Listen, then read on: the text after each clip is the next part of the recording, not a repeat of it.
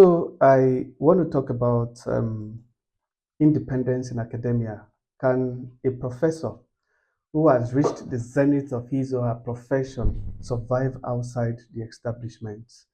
It's becoming almost a norm today to see academics calling for trainings on grantsmanship, how to write a winning grant, how to package excellent articles for first, second, and third journals. These are, of course, very interesting and highly educative initiatives. By the way, senior academics in our universities often take pride in being professors and highlight how many PhD and master students they have successfully supervised. This is admirable, again, and indeed, it remains the aspirations of many young academics, myself included. However, the disconcerting truth is that many of these same professors, despite the numerous accolades, fall into crisis whenever there is an obstruction in the flow of their salary. That's the reality. Recently, I had a conversation with a highly cerebral young man from one of the universities in the north. He narrated how a professor he looked up to, someone whose footsteps he aspired to follow in order to reach the zenith of his profession and become an authority, fell into crisis, not because of any health issue. There's no crisis is mentioned. When crisis is mentioned, you think of hemoglobinopathies, pains, and all that, not anything. But simply because the government placed a temporary embargo on salaries during an industrial action. For this young man, it was troubling to see a professor's life unravel, not from disease, but from the lack of money.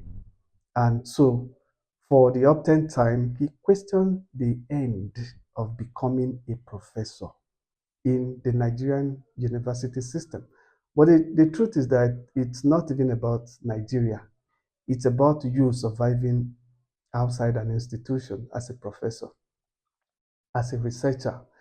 Can you function outside an institution? Can you become an institution yourself? Can you generate your own income? That is the question. Every thoughtful young academic in Nigeria and elsewhere should be troubled by this scenario. There is nothing wrong with aspiring, to the peak of one's profession. But the deeper question is, can you function outside the institution? You know, After all the trainings on how to write winning grants, how to publish articles that attract citations, and how to climb the academic ladder, we must not lose sight of the entrepreneurial dimensions of scholarship.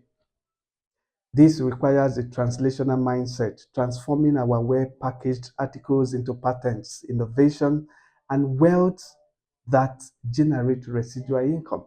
It's about residual income. Ultimately, this brings us back um, to the quality, originality, problem-solving capacity of our research. If our work is truly designed to solve real societal problems, then wealth naturally follows because money is a reward for solving problems.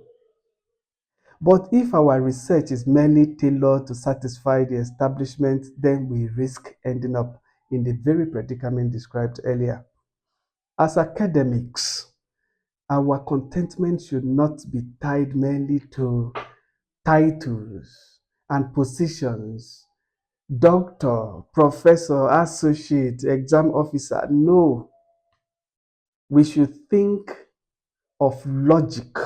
We should have this critical thinking capacity and creativity that will lead to novel inventions, impactful ideas, transformative concepts. When this becomes our focus, we will be respected far beyond the classroom. And only then will the word of John F. Kennedy, spoken over 6 decades ago, that the success of every government depends on the good advice of university teachers, will become a living reality. Thank you.